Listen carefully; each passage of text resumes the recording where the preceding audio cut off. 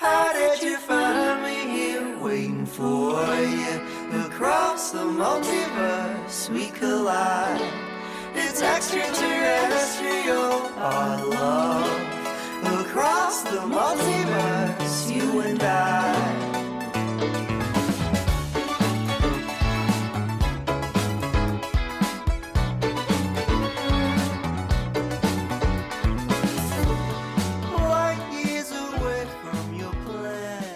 Backboneverse, welcome back to Journey Through the Arrowverse here on We Watch Comics. I'm Logan Crosland. We are here with episode number 11, where we will be discussing episodes number 16 and 17 of the first season of Arrow. But I can't do it alone. I have my Tommy Merlin to my Oliver Queen. Keithie Langston, how are you doing tonight? How dare you? Please, can we just stick with Diggle at least? I gotta keep you on your toes. I could say you're my Roy Harper to my Thea. Okay, Jesus Christ. Wait, I'm Thea or you're Roy? No, you're Roy. I'm okay. Thea. All right. Well, I wouldn't want to put that bad juju on you by making you Thea, so we'll just stick with I'll be your Tommy Merlin. Logan, how are you, buddy? I'm doing great. I'm doing just fine. Happy to be here as always. But yeah, like I said, we're going to be discussing episode 16 and 17.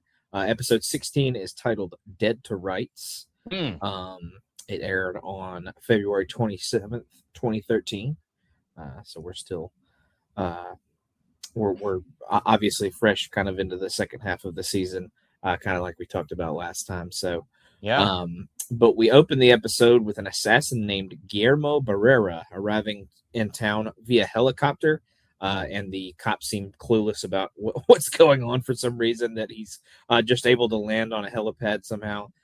He exits his helicopter on the roof. The Hood leaves the shadows to intercept him. Two proceed to fight, and the Hood eventually kills him with an arrow to the chest. So he was kind of, they were in a bit of a fight there for a little bit, and the Hood had to do kind of what he had to do to take care of him. We then go to the Quiver, and John is training Felicity so she can handle herself in some tough spots if she ever gets put in a tough situation.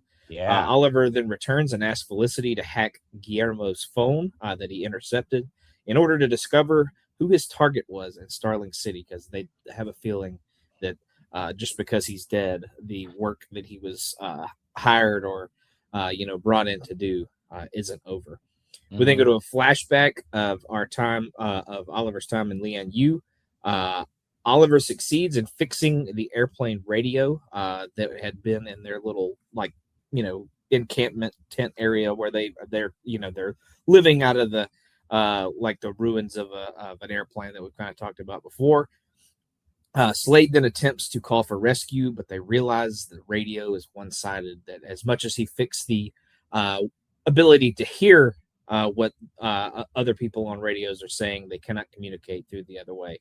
But yeah, like they can hear the crew that's talking on the planes, but they cannot reach out to potential rescuers, of course. We go back to present day. Oliver calls Quentin, disguised as the Hood, with word about the hit happening the next day. Quentin tells the Hood to call him back with a name when he knows one. We then have Oliver and McKenna. They go to Tommy's birthday party at Laurel's apartment. Malcolm Merlin shows up to make things awkward, of course, and has Tommy a present. He then kind of invites him out to the hallway to invite him to a ceremony where he will be given the Humanitarian of the Year award.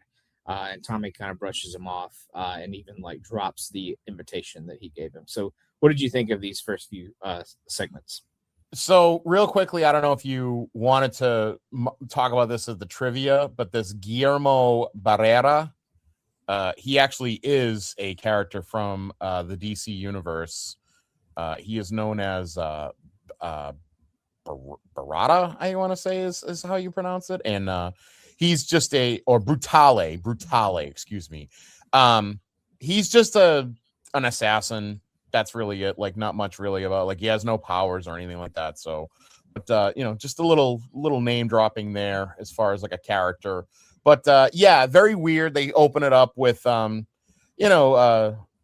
Javina Kamini there is like, she's like, he's landing, he's about to land, like he cleared for landing, and it's like, yeah, where are they going? Like it was like, and it's the task force, so it's not even like, and like, how did you allow this to happen? Like you could have totally intercepted it. Yeah, like somebody could have just been like, no, you're not allowed to land, get out of here, but okay, whatever. But yeah, it was kind of weird. And then Oliver killing again, which is always fun to see.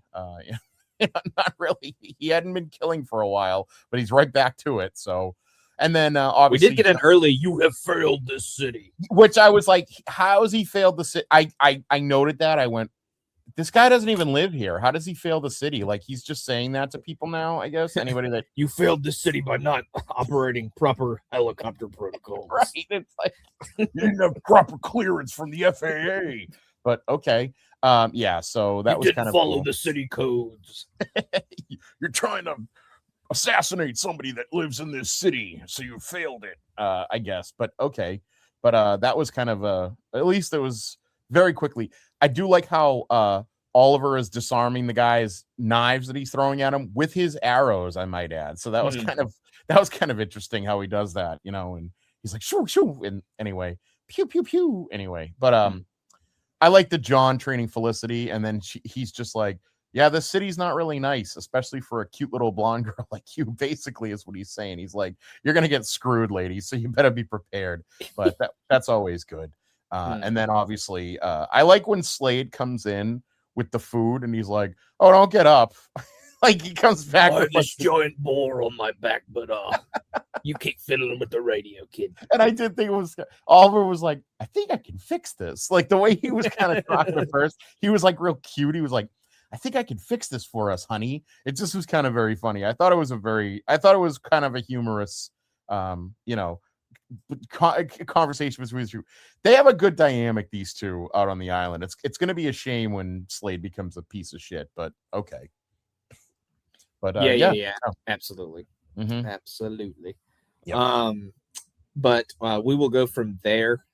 We have the Chinese Triad. They have hired Floyd Lawton, aka Deadshot, and they kind of organized the murder of Malcolm Merlyn, and they're going to do it at the award ceremony. Moira and Frank go to a meeting of the secret organization where Malcolm presents good news on the progress of the undertaking. And he even proclaims that we won't fail this city. So yes, you must have got excited at that. Yeah, so he stole all of his thunder there. Mm-hmm. And then Moira kind of coyly reassures him that they are all behind him and they are all in on this plan for the undertaking. It doesn't mention it on the write-up that I have pulled up, but Oliver and Tommy have some kind of conversation at some point. I can't remember exactly where it falls in the episode, but they kind of talk about their fathers, talk about, Malcolm kind of being a piece of shit, kind of leaving him when he's a kid. He kind of, Tommy obviously kind of tells the story of Malcolm basically disappears for a couple of years after his mom dies. And Oliver says, I wish I still had my dad around. So maybe, it's not always, your dad's not always going to be the guy that you need him or want him to be, but you need to still be there for him in certain situations, and be grateful that you do still have a father to kind of talk to and be around, Isn't it at that China or that Szechuan palace that they go to? I think they have it there, right? And they ordered like the big fried fish, and then that's Oliver. Right. Yeah. Oliver coyly says, I have to go to the bathroom, and he gets up and then he goes and beats the shit out of the people in the back room, which I thought was cool because he sprayed the guy in the face with like the hot sauce so that the guy couldn't see him. You couldn't see what Oliver looked like. That I thought that was pretty ingenious, actually. So I kind of like that. Yeah. But that all leads to Tommy telling Laurel that he has decided to go to his father's award presentation. Before the ceremony, Malcolm asked Moira if they can talk after the ceremony's over. Malcolm is then introduced as the city's humanitarian of the year, and all of the Chinese Triad members are all posing as waiters. They have they have brutally murdered these poor waiters, or they're The whole like triad is laying there. they're lying in like pools of their own blood under a stairwell. So when they go to Oliver and McKenna, they're on a date and they talk about how this possible relationship is going to work and how busy their schedules are and how it seemed to be often somewhat of a rocky start just because of they keep disappearing on each other, they keep missing each other and not really communicating all that well, but they're going to try to work through it. We then get Felicity finally hacking into Guillermo's phone, and Diggle relays the message to Oliver, and Oliver of course bails on the date after they just said they were going to commit to each other, and he calls Quentin with a name, so it's just crazy. They basically just said, oh yeah, we're going to be a couple and we're not going to keep bailing on each other, and then we're going to then we get obviously the only thing that would have made it funnier is if he called her. Yeah, that's he's true. with her at the date, and then he goes, I'll be right back. And then he goes, it's gonna be Malcolm Merlin. That would have only been funnier, but anyway. Yeah, 100%. But yeah, obviously he calls Quentin, so Quentin calls McKenna, so she would have had to have bailed anyways, it seems. But then during his speech, Malcolm admits to failing the city thus far, but promises to be better. The Triad then turn off the power and the crowd begins to flee. Malcolm realizes what is happening and heads to the second floor with Tommy. The Hood fights off the Triad gunmen as Malcolm and Tommy move to the panic room. The Hood then commences into a fight with China White, obviously the leader of the Chinese Triad that we've kind of talked about before, that Moira actually hired last episode to kill Malcolm. So this is all on Oliver's mom's doing. So Malcolm then fights off a few would-be attackers, and his son is stunned by his father's skills. The Hood manages to overcome China White, but as he stands over her with his arrow drawn, McKenna comes up from behind with a gun. Deadshot manages to hit Malcolm several times in the chest through the panic room window, but Malcolm is wearing a bulletproof vest. The Hood is able to escape McKenna by shooting a fire extinguisher with an arrow, and he continues to the second floor. There he finds Malcolm, who has been nicked by one of Deadshot's trademark Curari bullets. Yes. The Hood then tries to explain to Tommy the procedure to save his father, but Tommy does not trust the vigilante. Oliver then consequently is forced to reveal his true identity to his best friend, and he helps him perform a life-saving blood transfusion on his father. So as much as we got through about 7 or 8 episodes last time, I believe we only get through 2 in this situation. Well, technically, I guess 1, because Felicity learned of the identity 2 episodes ago, but I guess we only count the one after that nobody knew his identity. So the counter did not get very high this time. So what did you think of him having to reveal himself to Tommy and all this kind of stuff? I like the line that he says where he goes, why should I trust you? Because you've always have. Like, I thought that was kind of like, ah, isn't that nice, Oliver? Yeah. So, I mean, it's great. It's a great scene. It goes about as well as I think. Well, this is the worst, I think, reveal at this point because, and we get into it a little bit more in the next episode where like Tommy's just like a bitch and like he's just a big bitch about it all. So, but it's funny because I'm trying to think like, did Felicity talk about him killing people as she doesn't say it to him. I think she mentions it to Diggle, I think. Yeah, she's kind of like, how are you okay with, Yeah, but she also doesn't say it as if like she's not incredulous about the facts, where it's like Tommy's like incredulous about this, which is kind of stupid. So, but yeah, I guess it's kind of good that he reveals himself to Tommy because he kind of has to, in order to get him to save his father's life. So he probably would have been better off not telling him, because then Malcolm would have died. And well, yeah, but it would have saved him all the pain for the rest of the season. Yeah, it's the same thing. Like if back on the island he didn't go out to get the special herb for that to save Slade, he would have been he would have been okay with that too. So Mhm. yeah, no, everything would have been great. Actually, now that I think of it, if he didn't even get off of the friggin' if he didn't even go on the boat with his father, everything would have been perfect. So there you go. But yeah, no, I hear you. Yeah, 100%. But we'll go from there. We go to later on in the episode. Quentin and McKenna ask Tommy why he listened to the vigilante and if he knew who he was. He was obviously in close contact with him because he had to let him do the blood transfusion. Tommy says he has absolutely no idea who the masked man's true identity is. So he's standing up for his buddy, despite the fact that he doesn't necessarily agree with the way he does things. We didn't go to a flashback. Slade realizes that Oliver has the radio tuned to the soldiers channel. They hear Fires talking to his off-island benefactor and hear a reference to Skyla, I think I said that right. A monster from the story, The Odyssey, obviously. And Slade says he wishes to meet this monster. Yeah. We didn't go to Starling City. Oliver tells Diggle that Deadshot is the reason Malcolm is in the hospital. Obviously, we previously learned that Diggle's brother was killed by Deadshot in one of his curare bullets. Diggle is obviously upset that his brother's killer is still alive because it was kind of left up in the air in the last episode that Deadshot was in, whether he was alive or not. So he's obviously upset. And then Oliver tells Felicity kind of what Diggle's reaction is kind of all about. We then go back to the flashback. Slade and Oliver see that Skyla is an anti-aircraft missile launcher, so a big weapon that can, they say it could destroy,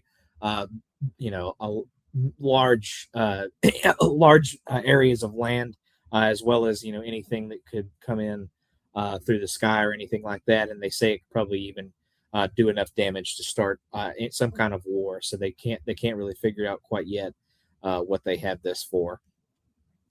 We then go back to present day. Oliver arrives at the hospital. He runs into McKenna, who says she's willing to give their relationship a try, and Oliver happily agrees. So what did you think of these couple flashbacks and obviously Tommy not giving up Oliver? I mean, I think it's redeemable for him, at least to not know, like to not give up, for Tommy to not give him up. I mean, I don't think Tommy would anyway. It's, you don't, I don't want to use the term bros before hoes, but it's like bros before pose, I guess, the PO. So yeah, you don't want to the 5-0 bros before 5-0. So that, you don't want to do that. So I think that was kind of good. But yeah, and then I think that's a good thing for him. It like I said, it develops more later on. I wanted to ask you, when you were talking about Skyla there, are you by any chance familiar with like the Percy Jackson series? I'm not. That kind of came out a little after I was like, well, the movies, a kid, I guess. Yeah. But then Disney has it now, has like a new series. And actually, that character is, or that beast or whatever it's from the Odyssey, and it's the other. So there's like a scene where when Odysseus is trying to like go through like this channel of water, there's the Skyla, and then there's the Charybdis or something. I don't know how you say that, but like it's basically the Skyla's the man-eating monster that lives on one side on like a mountain, and it's like it's got like flailing arms and shit like that, and then the other one is like the sea swallowing monster. And so that's like and then the whole journey in the Odyssey, like you have to choose which one you're going to fight basically, and they do that really well in the Disney series Percy Jackson, the new one that just came out. So but I didn't know if you would watch that or not, because it's recent and it came out, so I thought maybe you would have watched it, but if you didn't, it's okay. But yeah, the original movies came out like a little after I was into kind of stuff like that. So I just, it's one of those things, I didn't watch those, so I wasn't sure I would understand the new one. So I'm assuming it probably told the same story, but kind of different characters and stuff like that. If you have any interest at all in like Greek mythology, I would highly recommend watching the show on HBO. I mean, on Disney. It's pretty cool. Yeah, I might give it a shot because it doesn't Ed show up in that? Yes, Edge does show up on that. Yeah, That's right. I thought I remember him. he plays Ares, the god of war. So That's right. That's right. Mhm. That's right. Yeah. On this day, anyway. Percy Jackson coming to the Backbone soon. I'm just playing. Percy Backbone. Percy Backbone. There we go. Percy Backbone and the Jackson 5 coming soon. More like Percy Jackbone. Jackbone. Percy Jackbone. Anyway, yeah. So going on. But we go to the hospital where Malcolm wakes up, and Tommy tells him what happened in the building, including the Hood being involved in saving his life. Mhm. Malcolm then proceeds to tell Tommy that after Tommy's mother died, he found a man who helped him make sense of life. Malcolm says his plan is to help make the city a better place for everyone. We then have Moira arrive, and Tommy exits, obviously, and Malcolm tells Moira that he wants to find the traitor in their midst. Obviously, the undertaking group, he knows that somebody's against him, and he wants to figure out who. We then go to outside. Tommy asks Oliver if he was ever going to tell him the truth about his alter ego, and Oliver, of course, says no. I really don't think, unless it was in a situation like the one that happened, that he would have ever told him. But No, who knows? And then we go to Laurel's apartment, and her mother arrives at the door and says she needs to talk to her. But Laurel refuses. Obviously, they kind of left off on bad terms when her mother just kind of left her and Quentin a few years ago. Her mother then proceeds to tell her that it's important because she thinks Sarah is still alive. Or she thinks she may still be alive, I should say. So that wraps up the episode. But what did you think of the final couple of scenes there and the reveal that Sarah may be still around? Well, Dinah Lance, played by Alex Kingston of ER fame. So shout out to Jenny and to Tim, who just recently did I believe, Talking Pop about ER, because Jenny binge watched all of ER. So they would definitely want to talk about Dr. Elizabeth Corday from ER. What was the mother's name again? Alex King. Oh, Dinah. Dina. Diner. Fucking. Did I say Dinah? I didn't say Dinah. No, you didn't. It's Dina. I wanted you to. Fucking Diner Lance. It's Dinah. So yeah. Diner. Look, her name ends with an AH. I'm not gonna pronounce an R if the name ends with an AH. I know. I'm just fucking with you. It's fucking Dina Kid. No, I would go. It's fucking Dinah Kid. You're right, Dinah. Diner Lance. That's really funny. You're a fucking idiot. I am. You're correct. But I love it. I love it anyway. But yeah, no. And that's actually, I mean, Laurel's name, I believe, is. I think it's Laurel. I think it's Dinah Laurel Lance. I think, or is correct. Is it Dinah Laurel Lance? Yeah, it is. Yeah. So, anywho, but yeah, no, she's. I like her as an actress. She's kind of cool. And do you know that her and Quentin were on ER together and they dated? Really? On ER? Mm-hmm. On ER. Yeah, kid. So on ERA. So yeah, but no, I mean, a good episode, good ending of the episode. I like we have a I mean, it's so cliche, the whole thing between Moira and Malcolm, and we have a traitor in our midst. And earlier on, she's like, we support you 100%. It's such a cliche, everything. It's so stupid. So at the end when he's like, we have a traitor in our midst, I'm like, really? You don't know who the fucking traitor is? Seriously? Okay, let's move along.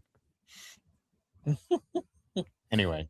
Yeah. I actually did like this episode though a lot.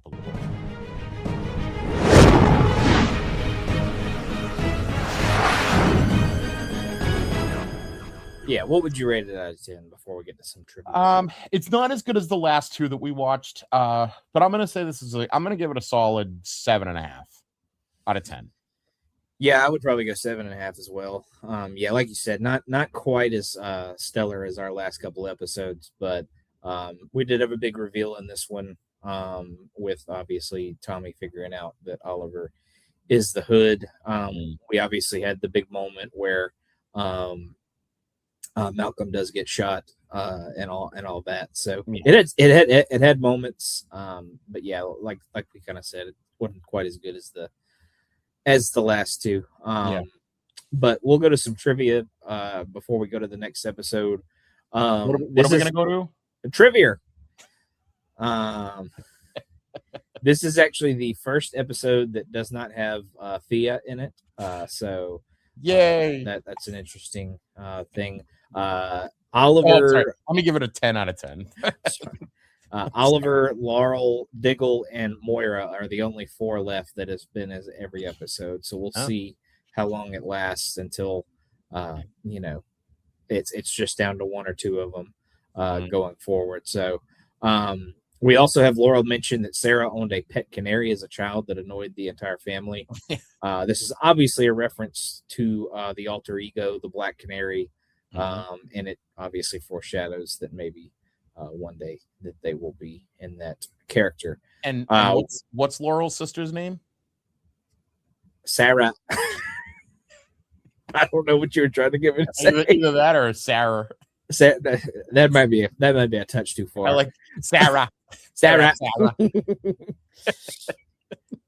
John F. Kennedy's sister, Sarah.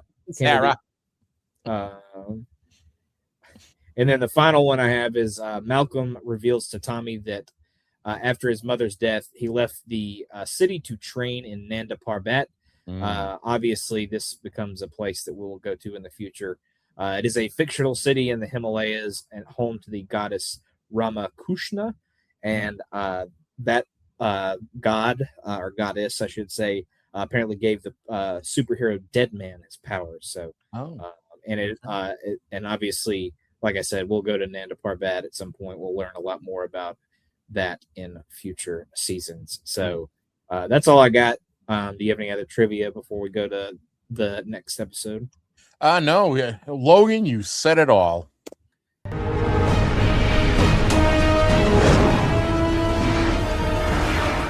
All right. Well, I'll pass it to you for episode 17, The Huntress Returns. That is right. Thank you, Logan. Yes, we are going to be talking about this episode here is The Huntress Returns, episode 17. Came out on March 20th, 2013. So not the next episode, but took a little bit of off. Maybe took some March Madness off or something like that. I'm not really sure, but we're back. So we do have, we start off here in where they're the opening of the strip of a strip club, or we open up at a strip club, I should say. And there is a patron named Gus who is propositioned for a private dance. In the back, he sees that the girl is actually Helena. So Helena's back. And Helena Bert and Ernie is back. She's looking for her father, Frank, and she thinks Gus, who is Frank's attorney, might know something. He swears that the feds have stopped telling him anything after he cut the deal, but she goes and she kills him anyway. And then that's where we open up the show. So the nightclub Verdant, which is kind of a stupid name, but okay, Verdant's going to be opening soon. And Oliver asks McKenna to be his date. Laurel sets Quentin up with a surprise meeting with his ex-wife Dinah, who thinks Sarah is still alive. Jesus, this is a bad episode for me. McKenna, Dinah, Sarah. But ironically, they meet Dinah at the Dinah. They meet Dinah at a Dinah. Fucking moron. So Dinah explains that based on where Oliver was found, she thinks it's possible that Sarah had washed up on one of the other islands. She also shows him a picture taken by a tourist of a woman who looks just like Sarah. Quentin doesn't want to believe it. I tried to see if the picture was the old Sarah that they had or the new Sarah that they get. I couldn't really tell because the girl she had dark hair, so I'm assuming it's still the original actress that we're but her hat was on and kind of covering her face, so you really couldn't tell. So I'm assuming it's the old one. Yeah, the original one. Mm-hmm. Thea runs into Roy on the street, and she says that she may have a job for him working as a valet at Oliver's nightclub, Verdant. John shows Oliver a video of Helena killing Gus Sabatoni, and John thinks Helena is dangerous, and Oliver asks him to look into finding her. So we'll stop there. What do you think about that? What do you think about just that, the opening sequence here at the killing at the nightclub? Obviously, Laurel and Quentin having the nice meet with Dinah at the diner. And then obviously Thea's back, and she's going to try to sweet talk Roy into a job at the nightclub. Yeah, it's nice that she's trying to get Roy some work, obviously. Still falling for his poor man story. Obviously, he is obviously less well off than she is, but he clearly doesn't want her help. He's living in the Glades. She keeps annoying him. So, but yeah, poor Gus eats it in the strip club in the VIP room. There's worse ways to go. I'll say. So, yeah, he says he doesn't know anything. Obviously, the FBI has Frank under lock and key, and they're not really telling anybody what they're doing with him, where they're transporting him, where he may be currently, which she obviously really wants to know. And yes, Verdant is definitely a stupid name. I'm assuming it's a reference to something, but yeah, I don't much like that name. And then yeah, Dinah at the diner. Poor Quentin. He is so untrustworthy of anybody in his life, and he doesn't believe anything anybody says, and he constantly is being putting through the emotional ringer by all the women in his life. So I can only sympathize with him being surrounded by females myself. So, but yeah, seemingly we have this photo of Sarah possibly being alive at some point. So that is an interesting storyline. And yeah, John still very untrustworthy of Helena, and Oliver wants to find her, but mostly so he can help her get whatever out of her system, so she can stop terrorizing Starling City. You know what? I really apologize. There was one little Easter egg in the previous episode that you had asked if I had any of the trivia, and it just dawned on me like just now. And can I talk about it real quick? That's fine. Okay. So when China White visited Floyd Lawton at his apartment is called the Bloodhaven apartment. Mm-hmm. And just so you know, Bloodhaven is a city in the DC universe. Pretty much it's the home of where Dick Grayson or Nightwing kind of runs. And Bloodhaven does come into play in the Arrowverse as well. But I just wanted to, bring that up. That was kind of a little Easter egg that they had there. So I just wanted to bring that up. That's all. Yeah, I think we've referenced Bloodhaven before, but yeah, I definitely noticed that when the sign showed That's up. all. I just wanted to mention that. So I appreciate it. Back to this episode. Oliver comes home and he finds Helena sitting with Thea on the couch. She tells him Frank just cut a deal with the FBI. I really fucked you with this episode. You really did. Fuck. I'm sorry. With the FBI and the Justice Department to testify against the East Coast family, which I think is really funny, the East Coast family, and will be getting out in protective custody in 24 hours. She doesn't say this in front of Thea, I might add. Thea gets up and leaves, and then she breaks this news to Oliver. I just want you to know that I just want people to know that Thea's not sitting here listening to this horrible conversation between Helena and Oliver. But she wants Oliver's help in taking him down, but Oliver thinks it would just be murder. Helena then makes a veiled threat against Oliver's family. So we have that to worry about. Now, this is what I had mentioned to you, I believe, off air. Tommy is being a big bitch because he's having trouble dealing with the fact that Oliver's alter ego is the Hood. So he's still having trouble dealing with this. We go to our first flashback, thankfully, to the island, where Oliver and Slade are discussing what Edward might be planning with his arsenal of missiles. Slade thinks he has enough firepower to start a war, and they need to step in and do something. There are 6 soldiers who are guarding the missile launcher. We cut back to Laurel talking to Quentin and asking him to at least take a look at the information that Dinah had put together. The night of the opening of Oliver's big nightclub, Verdant, and Moira tells Oliver that she's really proud of what he accomplished, even though she wasn't on board with it from the get-go. But okay. That was kind of very, no shit, Mom. Laurel notices that something is up with Tommy, and then mentions that he skipped breakfast with her parents. So already some cracks in the relationship here. Tommy tells Thea that Roy starts work the following day, as Thea's asking where Roy is. And we see that Helena is in the nightclub, and Oliver gets a note to meet John downstairs. Tommy then distances himself also. I believe he says to go get some more, like alcohol or wine or champagne or something like that, I think he says. And then as we go downstairs, Oliver finds Helena with Tommy pinned down on the table and kind of like a I always wanted to try to figure out what wrestling hold it was. What do you think it was like? It was almost like a reverse arm breaker or something like that. Maybe like a standing arm breaker or something like that. Yeah, just a situation where she has her hand in like his shoulder socket and it just bending his arm as far back as she possibly can without breaking anything. Some move that you would definitely hear us talk about on Meltzer. Meltzer Knows Best, where we watch all of Dave Meltzer's 5-star matches and see if he's right or not. So it would be a Saba Jr. Type move. Available here on the Backbone Wrestling Network, I might add. You'll hear that what, twice a month? It usually comes out. Yeah, twice a month. Yeah. That's right. So stay tuned to that. Anyway, so Oliver finally agrees to help her, and she lets Tommy go, much to his excitement, because he lets out this kind of high-pitched wail as she lets him go, which is funny. Tommy then stops by to see Laurel at work. He tells Thea that Roy never showed up for work, and Laurel wants to know what happened to his wrist, and he gives her an obvious lie. He says he can't tell her the truth, and she is particularly upset with that. He isn't there for her at a crucial time in her life.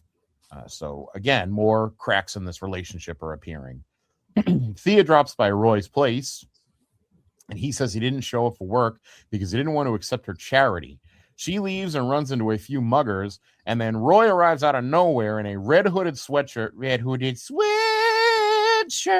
and saves the day, sustaining a knife wound in the process. He did a lot of parkour moves right there. So I don't know why Roy all of a sudden is like just as proficient in martial arts or Krav Maga like Oliver is. But what do you think of all this that's been going on? So we have the awesome incident at the nightclub with Helena beating up Tommy to everybody's enjoyment. And then, of course, we have the flashbacks of the missile parade here coming in from the island. And also Tommy's ongoing drama with Laurel. Thoughts? Yeah, I was going to say, apparently if you're a male and you're in the show and you're not named Tommy, you have to be a good fighter. So Roy shows his proficiency there, taking out the 3 hoodlums. Yeah, I mean, you go back to Oliver talking to Helena in the house. She obviously wants him to help her because she knows it'll be a lot easier if there's 2 of them. And she continues to make threats throughout the episode of his family, his friends, just people close to him and all that kind of stuff.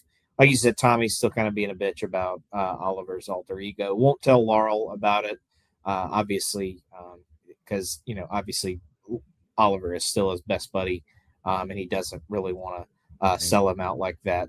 Bros before young ladies. That's correct. That's correct. But and we see Oliver and Slade continue to try to find out what Fires is trying to do with the amount of firepower that he has.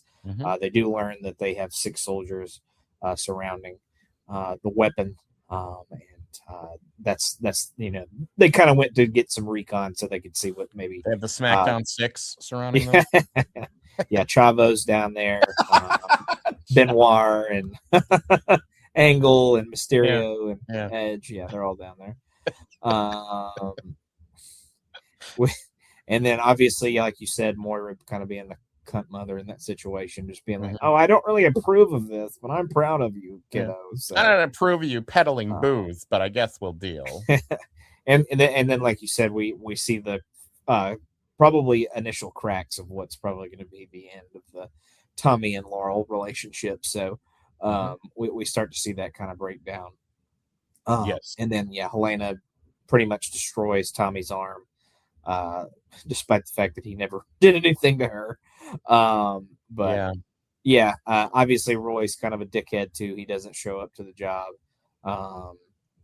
But that was kind of expected. Did you get my red hooded sweatshirt reference too, by any chance, or no? I don't think I understood that. There was a song Adam Sandler sang once on Saturday Night Live called Red Hooded Sweatshirt, and he says, "Red hooded sweatshirt." Dip, dip, dip. He did it on Weekend Update with Kevin Nealon. So, Oh, okay. I got yeah. you. Anyway, I know But, that's before your time. Yeah. Literally, That's literally before your time. yeah. But yeah, that's all I had to say. So you can Cool. proceed. Well, Helena and Oliver follow a motorcade of some kind with Frank in it. Of some kind. It's an FBI motorcade. They're trying to move him. Oliver takes out the back of one of the vans, but finds it's empty. Helena goes after the other van and runs into a police ambush. Police ambush led by Holy Quentin hell. and McKenna.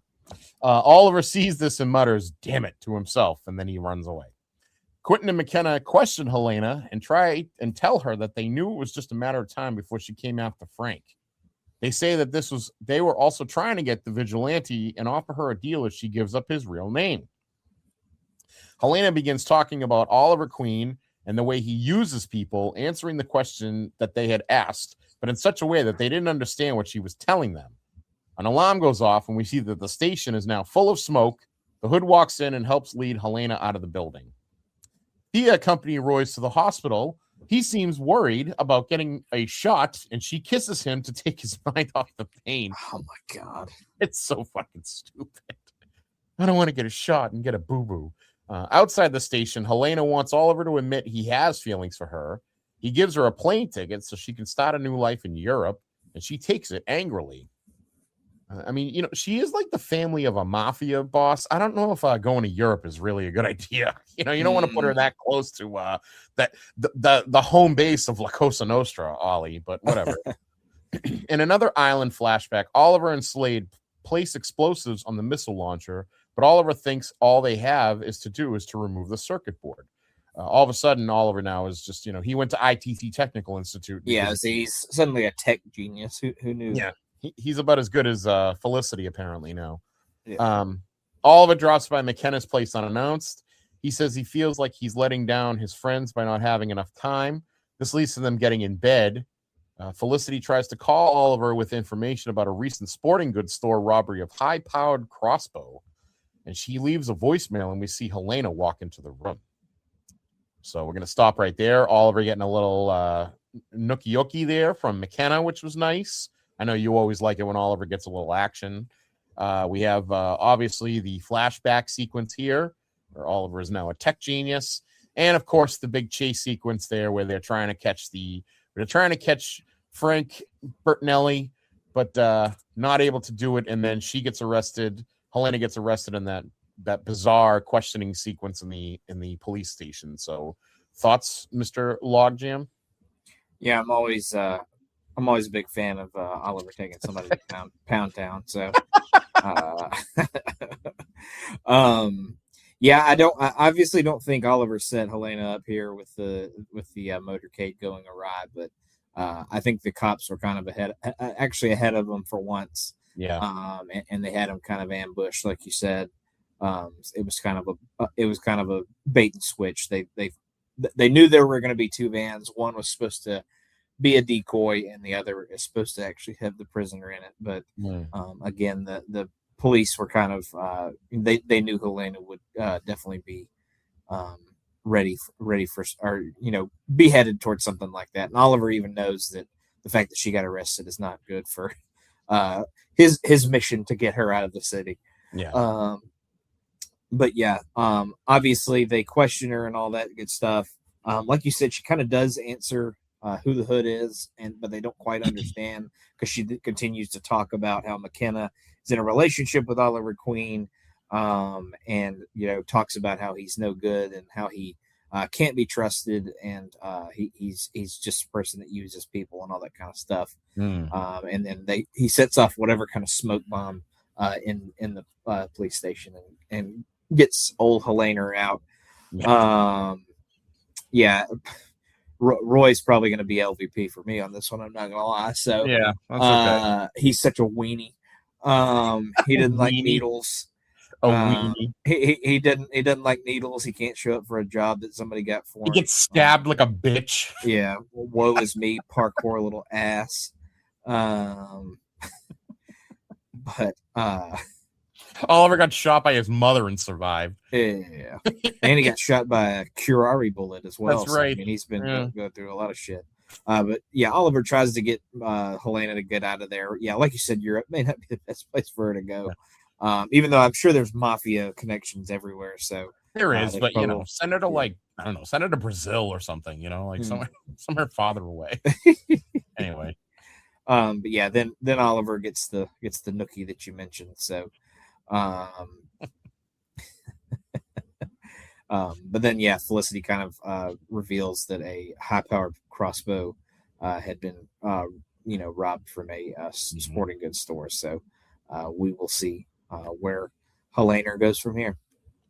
Well, speaking of which, Oliver rushes back to Queen Consolidated and finds that Felicity is all tied up. John arrives a moment later. Helena had forced Felicity to hack into the FBI database, which was funny because earlier when they're talking about it, Felicity walks in, she goes, "Oh, I'd love to hack into the FBI database." So kind of giving away the whole caboose there, Felicity. But anyway, so she has Felicity hack in to find out where Frank is being held. We now jump to Helena forcing her way into Frank's safe house, taking out Marshall after Marshall. She gets upstairs and Frank jumps out of a window. She follows him outside and runs into the hood. McKenna arrives at the same time and is told to wait for backup. Helena tells him she knows he won't shoot her because he isn't a murderer. He says he has no choice because she plans to kill people and shoots an arrow at her chest. She catches it and seems hurt he would have actually tried to kill her. They begin to fight and the hood gets the upper hand, but as he points his bow at Helena, McKenna approaches from behind and orders him to put down his weapon. Helena then uses this distraction to shoot McKenna.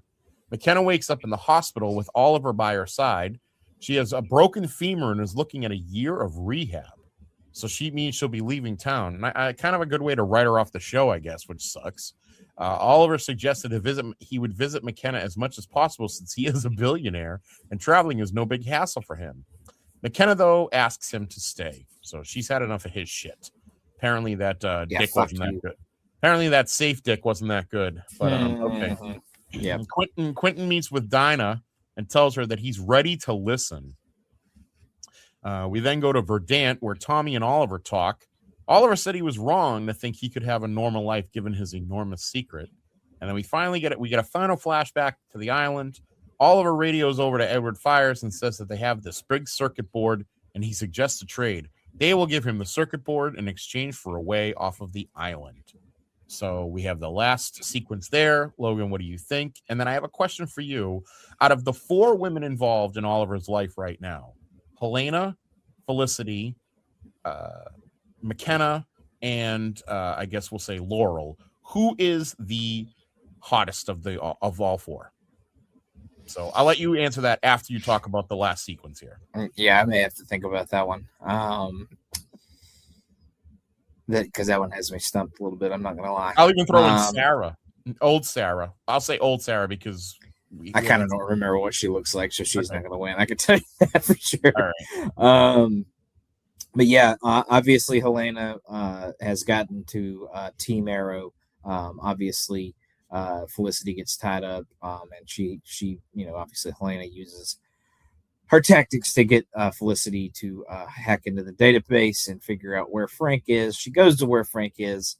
I thought that scene was pretty good. She's taking out all the marshals. Yeah. And her and Oliver. I would have liked to have seen them fight a little bit longer.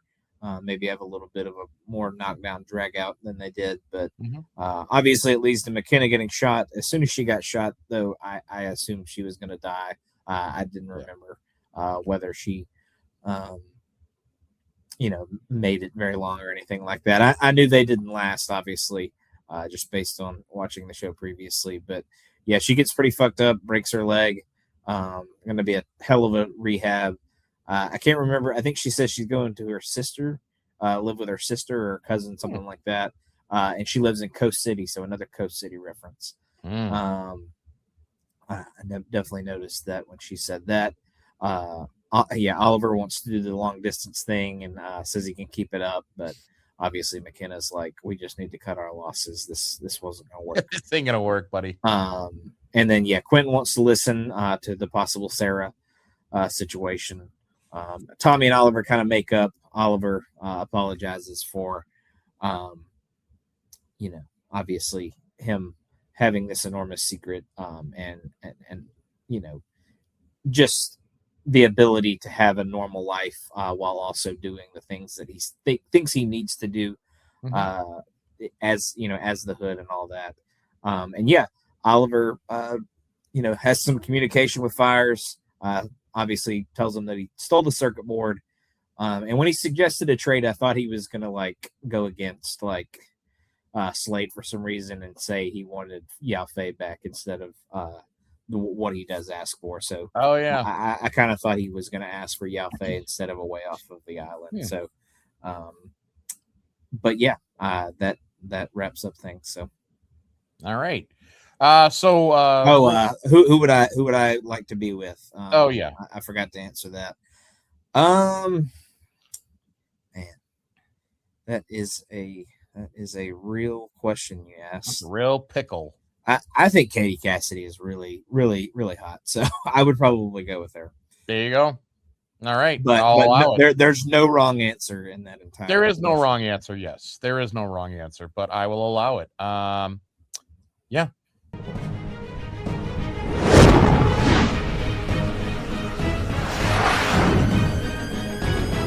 Well, right before we get to some trivia, I'm going to ask you, what do you think out of 10 would you give this episode? So again, I don't think this one was quite as good as the ones we talked about last time. I don't particularly even think it was as good as the one we talked about previously. A lot of annoying characters in this one.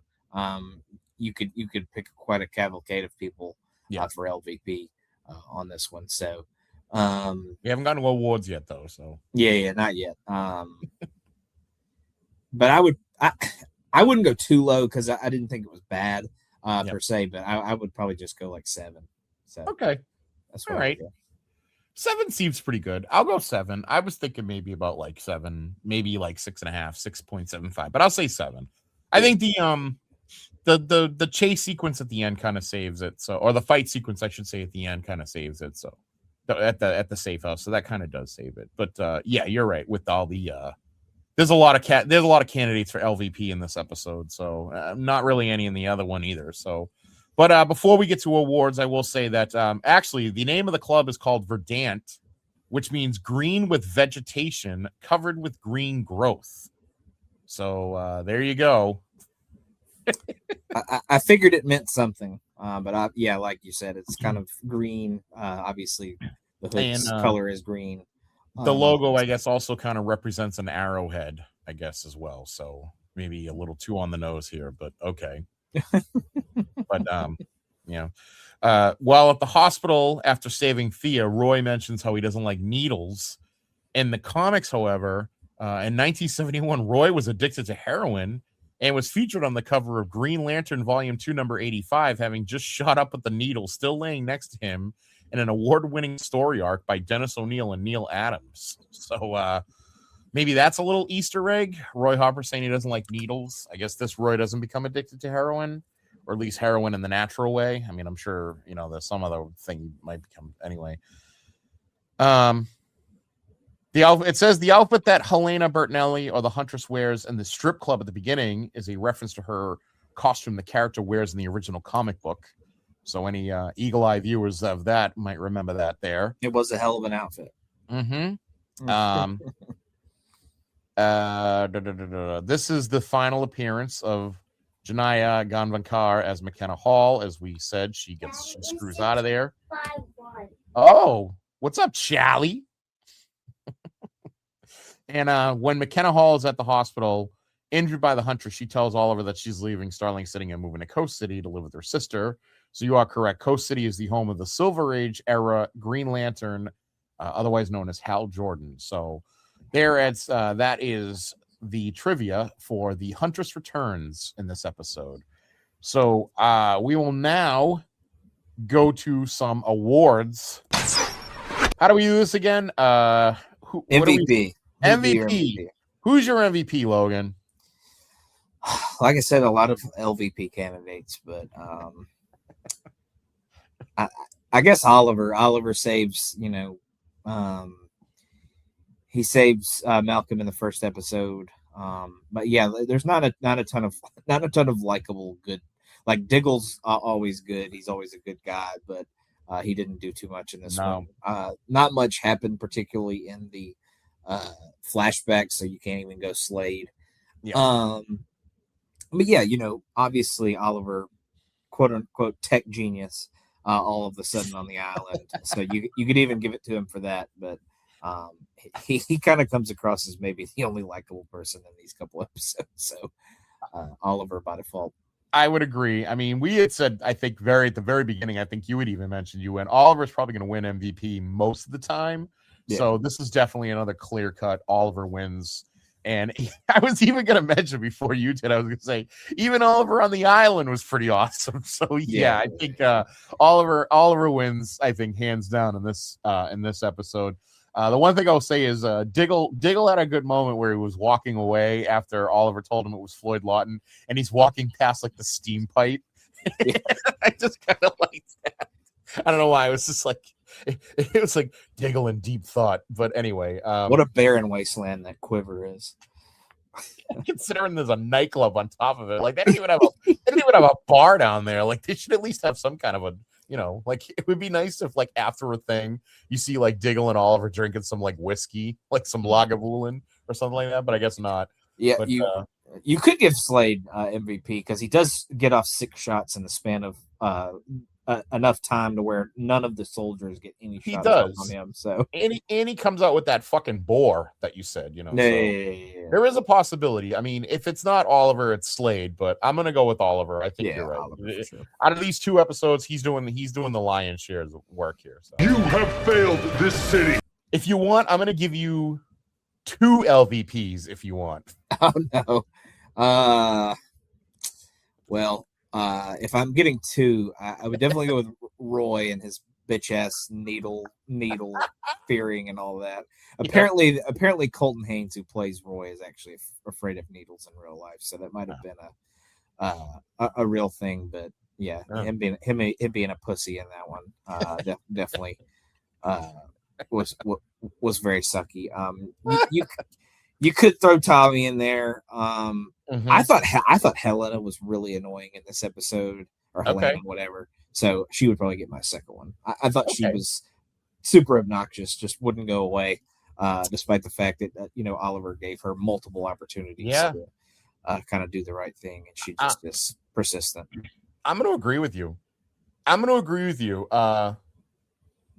God, yeah, Tommy, I gotta go with Tommy. I'm gonna go with Tommy and Roy, and the only reason is because like I think of the first episode when like Malcolm's going into the fucking safe room and he's got the bulletproof glass and he's beating the shit out of people and Tommy's just looking like a fucking idiot the whole time. I can't help every time looking at him just thinking, man, where did you learn to fight? Just like how disappointed Malcolm must be looking at his son, and like every time he looks at him, you're such a fucking loser, Tommy. This is my offspring. This is the man I'm going to leave the Merlin financial windfall to. I have to. I have this to go. Guy sucks. I have to go with Roy and Tommy, so I'm going to go with Roy and Tommy. So, I should rephrase. Nope. Roy is the LVP because Roy is the LVP. Roy is a cock to Thea the whole episode. That's really what it comes down. Yeah, like he does save her, but he is absolutely she sticks her neck out to get him a job, and then he just doesn't show up. Yeah, and he says, "I don't need your charity." Yeah, you do, buddy. You live in the fucking Glades. You've already gotten arrested. She's bailed you out once. You were trying to steal her fucking purse. You lost your stupid chain wallet, you douchebag. Yeah, no, he's a fucking loser. So he better change his fucking tune. Yeah, he better fucking change his ways. He's going to be a regular in this episode, or this part of the episode. What do we do now? Best? Is it best scene or best scene? Best scene, yeah. What would you go with on that? People have to understand that you're the one that usually runs the awards. Not me. I'll take over. What would you go? No. We're almost done. We have one left. Best scene. Oof. I'm gonna say best scene is gonna be that Slade taking on the Sinister Six there, the SmackDown Six. I'm gonna say that's the best scene. Yeah, it was really, really awesome. When It was awesome to see Chavo. Slade take out Chavo. Yeah. Anybody taking out Chavo is a good time. I don't know if it was a particularly all one scene, but just the kind of shootout fight, the China White and Oliver fight, and then obviously Malcolm taking out the goons as well. Yeah. So just kind of that whole sequence before he gets shot by Deadshot. So I have to be someone else. I have to be something else. And then most important scene, I mean, it as long as there's a reveal of his identity, I think it has to be that. But yes, because it's obviously another character knowing who and what he's who he is and what he's doing. So Tommy learning of Oliver's doings is probably the most important scene for sure. And because it has a kind of a cool line too, where he goes, "How can I trust you?" And he goes, "You always trusted me." That was kind of always cool. have. Well, that was a cool reveal, I think. So yeah. Definitely solid. But that'll wrap up the 2 episodes for tonight. We'll be back in a couple of weeks with the next 2. But before we get out of here, what would you like to plug? Well, please listen to everything that we do here on the Backbone Wrestling Network, including, but not limited to, Meltzer Knows Best, as I mentioned earlier before. You can hear me and Sean Kidd on the Shit Take and Hands of Z. We're taking a little bit of a hiatus this month, but we'll be back probably in August. So be sure to listen to us when we come back with that. Of course, listen to Movie Education of Logan Crosland with me and Logan, and usually Tim joins us as well as sometimes other people as well. We've had Jenny in the booth recently, so that's been fun. That's been a lot of fun. And then, of course, you can hear me on Clash the Champones with my rotating cast of people. I had Sean Kidd in for 2 episodes. I've had you in for a few episodes. I'm going to probably have you back sooner or later, too, because I like getting you in, Schiff in, and everything, so it's a lot of fun. And then you can hear me on, I think that's everything I do here. And then on YouTube, you can see me cook and Can Keithie Take the Heat. And also we'll be bringing out Taking Home Keithie Rhodes or Taking It Easy with Keithie, where I'm interviewing some independent wrestlers from around the country. And then please listen to GFA Live with Petey Winston, and over on the North-South Connection podcast under the Jenny Position banner, you can usually hear me on Exposition. So that's going to be coming up soon. We're going to be watching, I think we're going to be tackling X-Men Wolverine Origins soon. Gross. And then the cool thing is X-Men 90, no, seriously, X-Men 97's back. So we'll be talking about that soon too. So yeah. How about you? Definitely check out all of that stuff. I have Highway to the Impact Zone. We're trudging through 2008 TNA Impact there. I think as of this recording, our next episode is actually going to be a classic drop because we couldn't quite get the scheduling right on that one, but we'll continue our way through 2008 on the next one. YouTube Roulette will be recording the next one of those next week, so definitely be on the lookout for that coming out pretty soon.